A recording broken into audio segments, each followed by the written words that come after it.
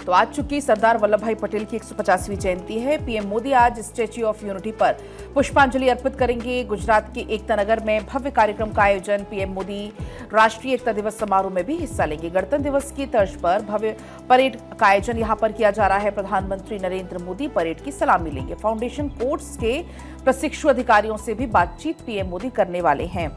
तो आज का ये जो मुख्य कार्यक्रम है वो गुजरात के वड़ी में आयोजित किया जा रहा है। इसके अलावा आपने देखा दिल्ली से भी कुछ ऐसी तस्वीरें सामने आई जब सरदार वल्लभ भाई पटेल को नमन किया गया, उनको याद किया गया, श्रद्धांजलि उनको अर्पित की गई। और कुछ देर में पीएम मोदी की भी तस्वीरें सामने आने लग जाएंगी। हर साल 31 अक्टूबर को तमाम कार्यक्रम होते ही हैं, लेकिन इस बार का मौका और खास है क्योंकि 150वीं ये जयंती है। राष्ट्रीय एकता दिवस के तौर पर आज के दिन को मनाया जाता है। राष्ट्र की एकता और सद्भाव को बढ़ावा देने के लिए ये दिन हर साल मनाया जाता है। हर साल इसकी जो थीम होती है वो भी अलग तरीके से तय की जाती है। विभिन्न जातियों, संस्कृतियों, धर्मों को जोड़कर मजबूत और एकजुट बनाने की पहल की जाती है। फिलहाल ये तस्वीरें तो आपको हम पुरानी दिखा रहे हैं जब पिछले साल पीएम मोदी पहुंचे हुए थे सरदार वल्लभ भाई पटेल को श्रद्धांजलि अर्पित करने के लिए। उस दौरान की तस्वीरें हैं।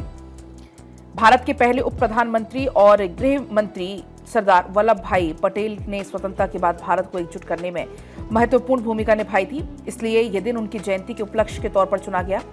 उन्होंने देश के लोगों के बीच राष्ट्रीय एकता और सद्भाव को बढ़ाने में बहुत भूमिका निभाई। उन्होंने 565 रियासतों का विलय करके भारत को एक राष्ट्र बनाया था, इसलिए इस दिन नेशनल यूनिटी दिवस या राष्ट्रीय एकता दिवस के तौर पर आज के दिन को मनाया जाता है। आज के दिन का इतिहास भी बहुत खास है।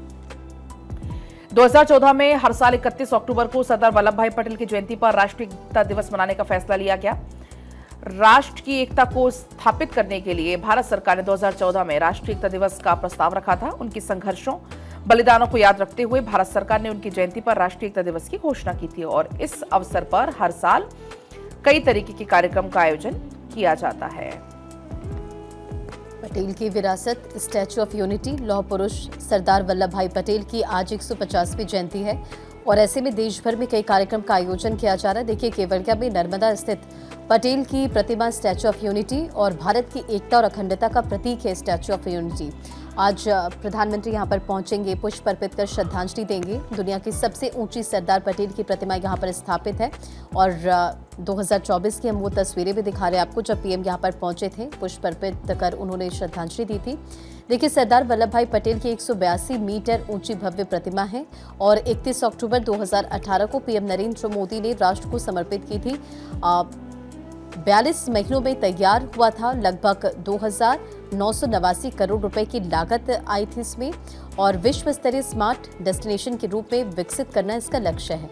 और देखिए, पीएम नरेंद्र मोदी पटेल जयंती पर सौगात भी उनकी तरफ से दी जाएगी। और अगर बीते दिन का जिक्र करें तो पीएम नरेंद्र मोदी ने एकता नगर में 16 नए प्रोजेक्ट्स का उद्घाटन किया। 1250 करोड़ रुपए से अधिक विकास परियोजनाओं का उद्घाटन उनकी तरफ से किया गया। एकता द्वार से नर्मदा माता की प्रतिमा का पैदल मार्ग और इसी तरह आप देखिए कई जो सौगात है पीएम नरेंद्र मोदी ने कल यहां से जनता को समर्पित की है। तो भारत का लौह पुरुष कहा जाता है सरदार पटेल को। भारत के पहले गृह और उप प्रधानमंत्री। 31 अक्टूबर 1875 को नाडियाड में उनका जन्म हुआ था। महात्मा गांधी के सबसे करीबियों में से एक थी। खेड़ा बारडोली सत्याग्रह आंदोलन का नेतृत्व इन्होंने किया था। बारडोली आंदोलन से सरदार की उपाधि उन्हें मिली थी और देश की आजादी में पटेल का अहम योगदान रहा।